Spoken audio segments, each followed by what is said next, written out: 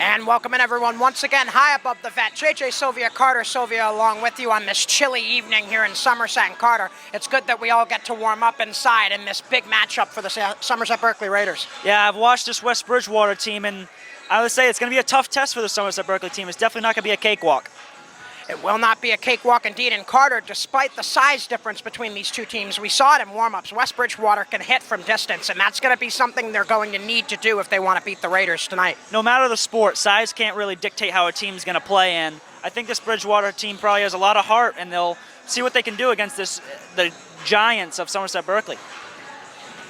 The 9-1 Raiders get set to face off against the 4-3 Wildcats. Carter Sylvia and I will take a break as we head down to the court for the national anthem and player introductions. We'll be right back here on SB Blue Raider Studios and Somerset Access TV. Treat to the three-point line. Around your screen, that St. Rizmi pulls up from about 10. That won't go, and the skip out. Rebound for Finn Bjork. Bjork for McDonald, who speeds up the floor. Now Taylor. Starts a cycle. That's Bjork for three. He got it. As I said again, the ball movement as well, but also the stingy defense by Finn Bjork and Colton Pacheco to not allow the bucket. Finlaw the steal against St. Rizmi. He'll drive, and that one won't roll. Henry St. Rizmi gets it stripped from him. McDonald with the finish. Forcing turnovers early, and I think West Bridgewater took that timeout to really take a breather and figure out what they're doing wrong. A timeout indeed for head coach Mike Jones, the first for either side, and this one an 8-0 Somerset-Berkley lead to start. And Carter, over the last few games, it's really been about getting those fast starts for Bob Slater's squad. Yet another example of that tonight. And that's second free throw will fall from Ben Stapleton. 18-5 with under a minute to play in the first quarter.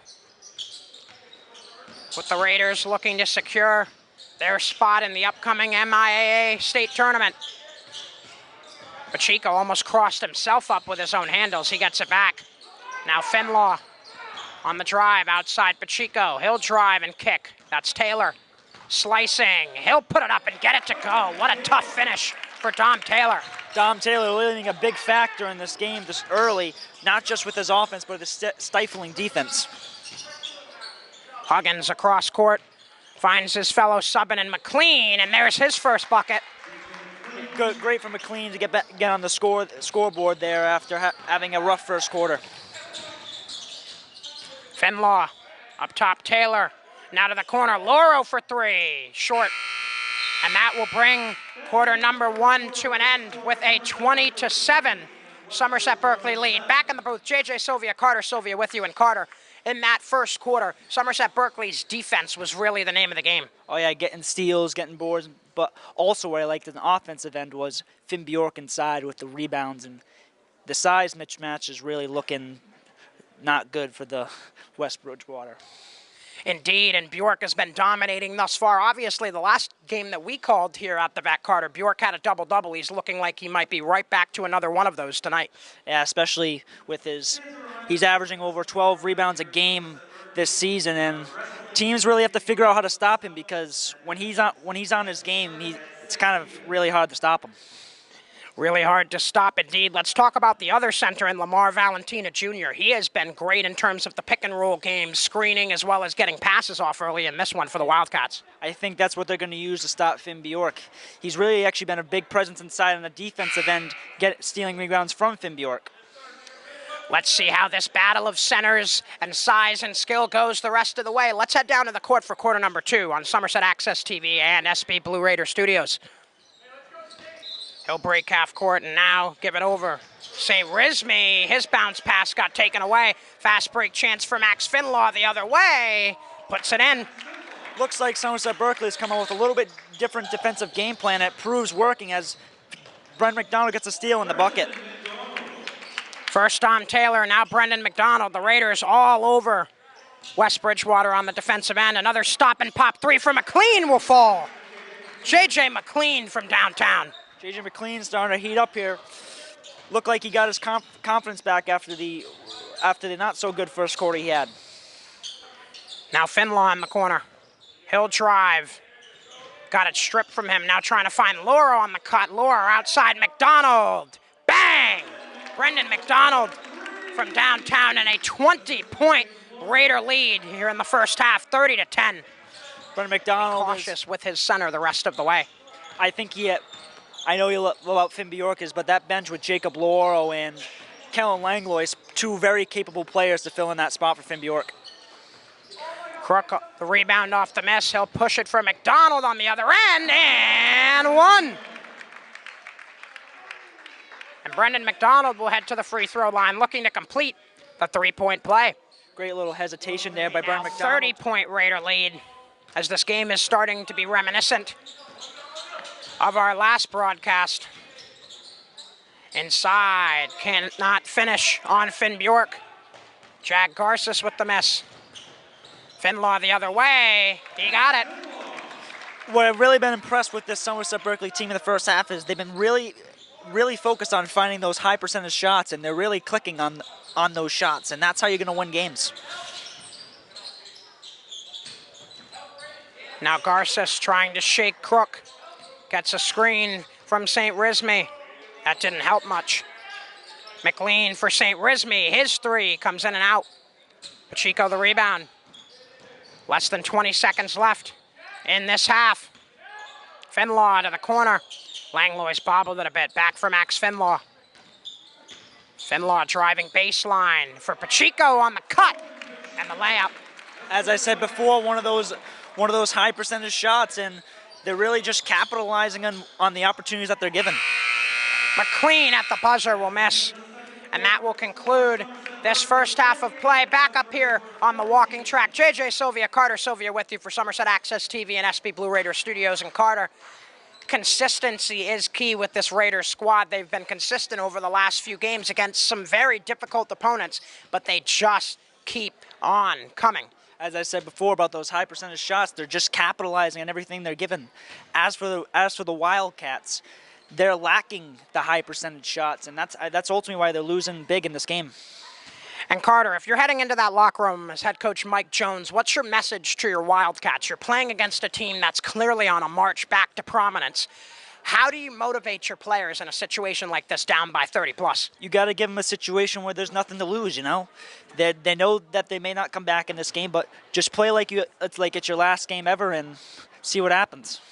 I think that's great advice for any athlete in any sport. Play like it's your last game ever. Let's see if the Raiders can play like it's their last game ever in the second half. Back in a flash here on Somerset Access TV and SB Blue Raider Studios. Back inside the Veterans Memorial Gym, also known as the Vet, JJ Sylvia, Carter Sylvia with you for SB Blue Raider Studios and Somerset Access TV. And Carter, a 34-point lead for the Raiders going into the second half. What do you think was Bob Slater's message in the locker room during halftime? I think his message was it's a 0-0 game, especially with coaches, experienced coaches like him. He always wants his team to think it's an even game, so they encourage to play harder. And Carter, who do you think is going to have to play the hardest for the Raiders the rest of the way if they want to come out of the Vet victorious with such a large lead? I think based off the talent they have on their team, it's a collective team effort. A collective team effort indeed, Carter. Let's talk a little bit about that team effort. You and I were discussing it during halftime. There's scoring coming from all sides of the bench for Bob Slater's boys. Yeah, it doesn't matter where it's coming from, as it doesn't really matter where it's coming from. As long as the ball goes in the basket, that's all that really matters. And based off the first half, you got Pacheco, McDonald, and Dom Taylor really leading the charge with the scoring. Let's see who leads the charge for both squads the rest of the way as we head down to the court for the second half here on SB Blue Raider Studios and Somerset Access TV.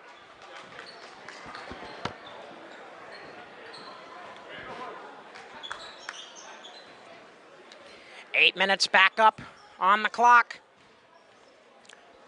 16 more minutes to be played tonight.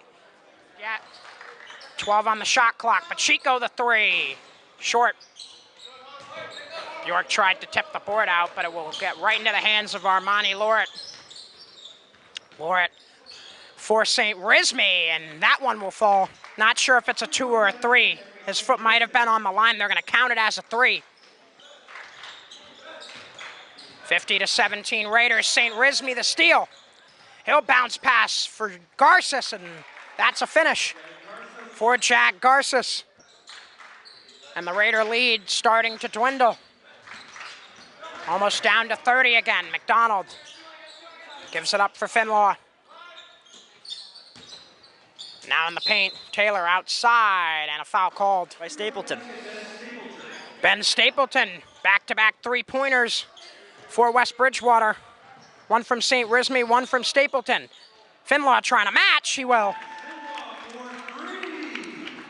Great shot there by Max Finlaw. As we said before, that Swiss Army knife, and it's really proving in the start of this third quarter. 33-point Raider lead, 55-22. Stapleton against McDonald. Going inside, Valentina can't finish. Brendan McDonald, the bounce pass picked off by Garces. Garces looking up the floor. Ben Stapleton was the only one in the area. It will be Raider ball as it goes past the baseline. Despite the missed pass there by Garces, I really like the more tightened up defense that the Wildcats are playing.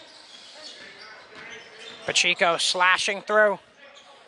Now drives straight away inside, can't finish. Rebound for St. Rismy. Shot fake, a step in, will fall. Great shot there by Stapleton, and it looks like more Wildcat players are starting to heat up and score buckets. McDonald trying for the circus finish, he won't get it. St. Rismy, the tip up for Garces. Garces puts it up, and one. Flex on him, Jack Garces. And he will head to the line with 3:18 to play, looking to cut this Raider lead down even further. This, as I said, this Wildcat team's really starting to heat up, and maybe they may not come back in this game, but it's something. Langlois for Crook. And now Dos Santos gives it up for the cutting McDonald, nearly had it taken from him by St. Rismy. Now back up top, Crook on the drive, goes off glass, no go.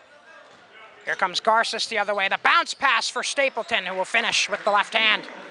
Really positive possession there by the Wildcats, and I think I like what I'm seeing from them. They're really not, despite the scoreline, they're really not giving up. Outside Langlois, his three comes up short. Garces, with that never give up attitude, finds McLean, and this time he rights the wrong. J.J. McLean lighting it up from downtown in the last few quarters, under 15 seconds to play in quarter three. Lauro, the up and under will fall. It's what you said before. Despite the Wildcats picking up their play, the Somerset-Berkley Raiders are not letting up. Huggins with the miss on the three as quarter three will come to an end. Back up here on the walking track, which is our booth tonight. JJ Sylvia, Carter Sylvia with you. And Carter, the story just continues to be the same. West Bridgewater will deal a blow from time to time, but Somerset-Berkley, like a seasoned prize fighter, just will not give up. As a lot of people describe sports outside of boxing, it's like a boxing match. It's just constant back and forth scoring. And the back and forth scoring has been important for both sides. You have to love the effort, Carter, especially in this second and third quarter from players like Henry St. Rismy and others for the Wildcats. Yeah, they've really picked up their play in this third quarter, and McLean also piggybacking off his hot second quarter performance. Let's see if players like McLean and St. Rismy can get West Bridgewater back in this one, but right now the outlook's pretty gloom. A 28-point Raider lead, 65-37. Let's head back down to the court for the fourth and final quarter here on Somerset Access TV and SB Blue Raider Studios. You're doing good. Pacheco looking for the fast break, gives it up. Dos Santos catches it underneath, puts it up, won't go. St. Rismy the rebound with 6:10 to play in the game. With his team down by 31, St. Rismy with another three.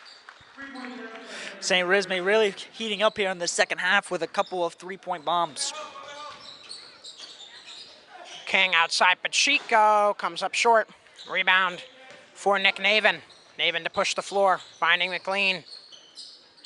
Back for Nick Navin, and now St. Rismy.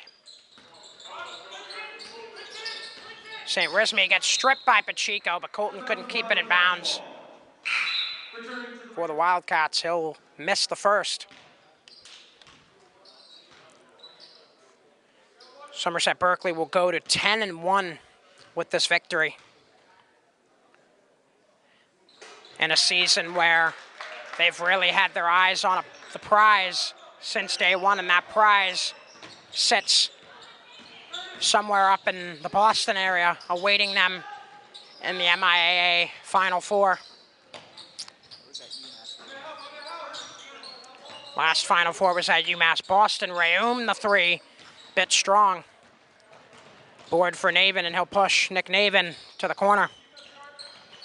O'Neal had to give it up. J.J. McLean back for O'Neal. Driving on Dos Santos. He can't finish. Nice defense by Caven. And now Caden Reum the other way for King, and now Carpenter. Carpenter finding Dos Santos in the paint. The nice bounce pass for Hansen on the cut. Binocular emotes from Finn Bjork and Brendan McDonald on the bench. That's a nice passing play by the Raiders. Caven Dos Santos, great vision there on the court, and I didn't really expect that of him, especially for a big kid like him. Usually not as much as a passer, but that was really impressive play. Reum, the crossover, finds Dos Santos as we go under a minute to play in this one. West Bridgewater with this loss will drop to 4-3. Or should I say 4-4. It will be 3-3 in conference.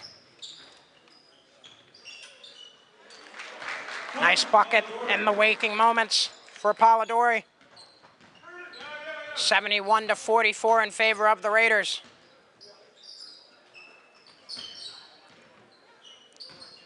Dos Santos for Hansen as SB will play clock killer. Only about a 3-second difference between shot and game clock, and the steal for J.J. McLean, having himself quite a game on the road. He'll finish once again. Most likely the final possession. Carter, your big takeaways from this one overall? I think it was a good performance by Somerset-Berkley. I mean, they came to do business and they got it done. Business as usual for the Raiders as the final buzzer sounds.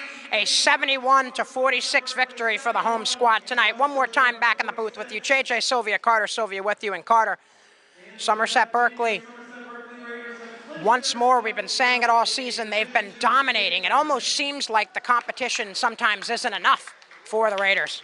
I think the competition will never be enough for them, especially the way they've been playing. But once you get in the state tournament, the competition really rises, and I think they'll be ready for it. A lot of big games coming up for the Raiders the rest of the way. But for now, Carter Sylvia and I will step aside as we try to get out of this cold and back to our car. For our entire SB Blue Raider Studios crew, the Somerset Access TV crew, my partner Carter Sylvia, and our camera person Lillian, I hope you have a wonderful night from here inside the vet.